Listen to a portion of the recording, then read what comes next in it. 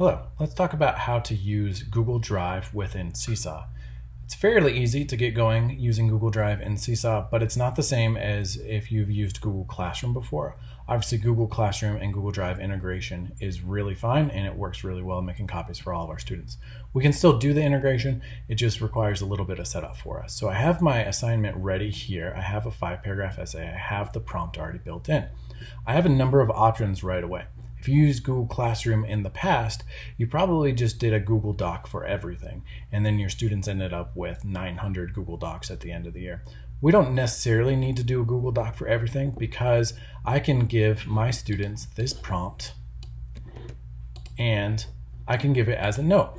So I can have my students do this. If I'm going to do just a standard like race paragraph or a short response, I have them write even just a few sentences if that's at their grade level.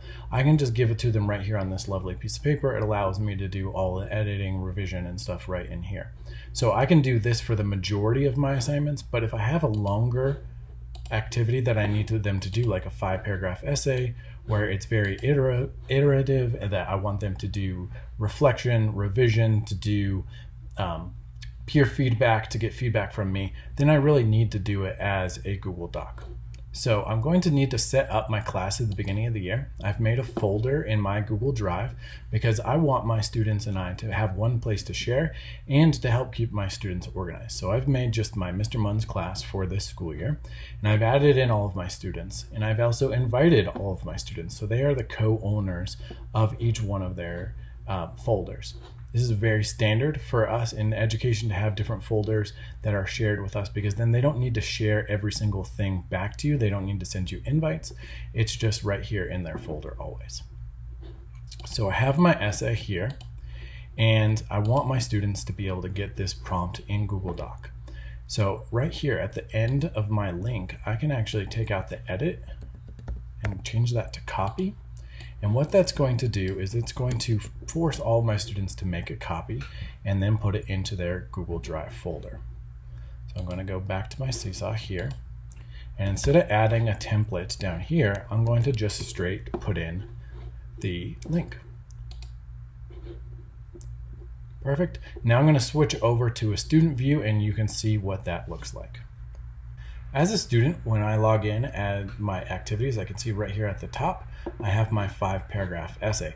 What I'm going to do then is I'm going to click on the link that was provided, and I'm going to get this as a student. It's forcing me to make a copy, which is exactly what we did in creating our link. So I'm going to go make a copy.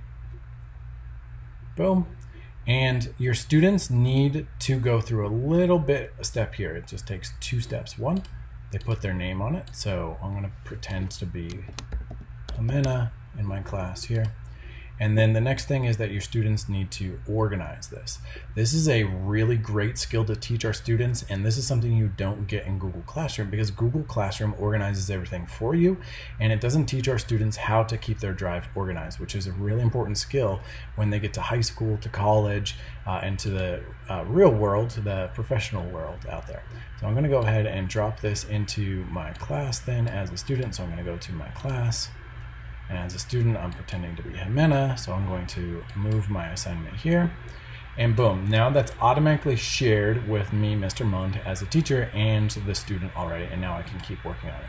This is also a really great way to do group work for any project. So if all your students are working on a Google slide, that doesn't work very well in Google Classroom because it makes an individual copy for every student.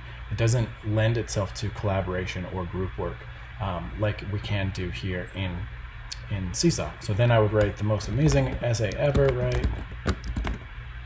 And then I want to turn that in as a student by just sending the link back.